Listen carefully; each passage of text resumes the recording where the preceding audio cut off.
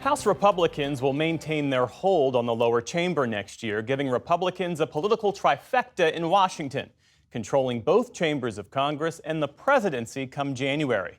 Our Lisa Desjardins has been following it all and joins us now from our PBS News Superscreen.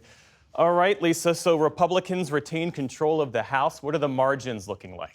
Okay, let's talk about this. We just having some changes in the last day right now with the Associated Press calling the races it has. Republicans have 218, the exact amount they need for a majority.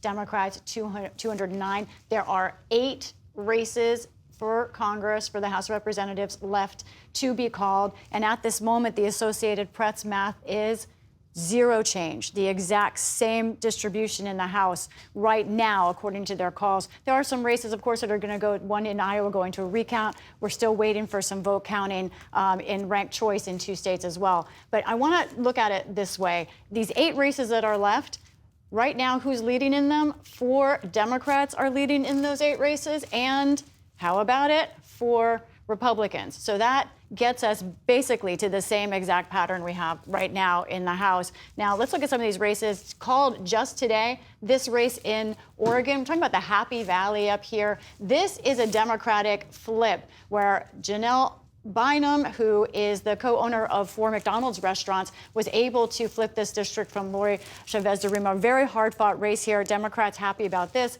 One place where Democrats are more concerned, however, and Republicans are happy, is in Alaska, where Nick Begich, the grandson of former Senator, late Senator Begich, is ahead by 4 points. Now, this is a ranked choice state, so they're going to count now people's second choice, those who didn't vote for either candidate.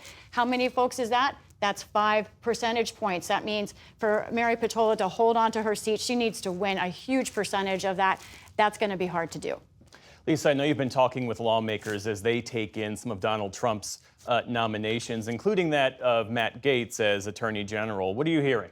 Quite a lot to say here about Matt Gaetz. He is a controversial figure. He does have some allies in Congress, but he is someone who has rubbed a lot of people the wrong way. And the Senate, talking to them, is taking pause on this, especially with the news that the House investigation by the Ethics Committee has been hanging over. And there is reporting that the House Ethics Committee was getting ready to perhaps reveal their report on him. Now, that report no longer is in play because of his resignation, which was official today. Now, I talked to some U.S. senators. They will decide whether Matt Gaetz becomes the Attorney General or not. And among Republicans, there is divide over how much scrutiny he should get.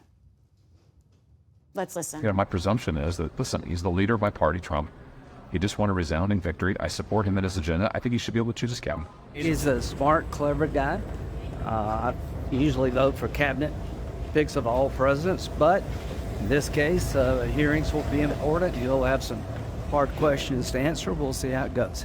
All right, so let's talk about the confirmations. Anyone would need 50 votes. Republicans have 53, so they can spare 3 votes and still get a nomination. But listen, by my count, there are at least 10, maybe more, Republicans with doubts about this candidate right now. 2 senators, Ernst and Mullen, told me today they don't think he has the votes right now. We will see how this nomination progresses, but how could it play out, Lisa? Okay, first step is the Senate Judiciary Committee, where senators, all of them, Republicans, told me today they do expect, they will in fact want hearings with Matt Gaetz, no bypassing it. We're watching Senator Cornyn, Senator Tillis, perhaps Senator Cotton and Senator Graham in that committee. And also, because of the new majority, there will be a new member of this important committee not yet named.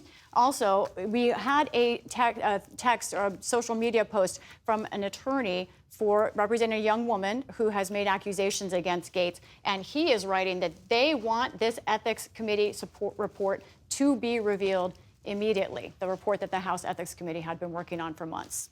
So even though Gaetz has resigned, could the House Ethics Committee still release this report, Lisa? Well, Democratic senators have written this letter just in the last couple of hours asking that the House release that report. The House Ethics Committee generally does not release reports after someone has resigned, but there is precedent. So let's answer a couple questions really quick here. Can they release the Gaetz report? Yes, they can. There is precedent for this, but they meet secretly. We don't even know when they meet. Now, will they release a statement? Often, instead of a full report, they will release some kind of statement. So this is a maybe.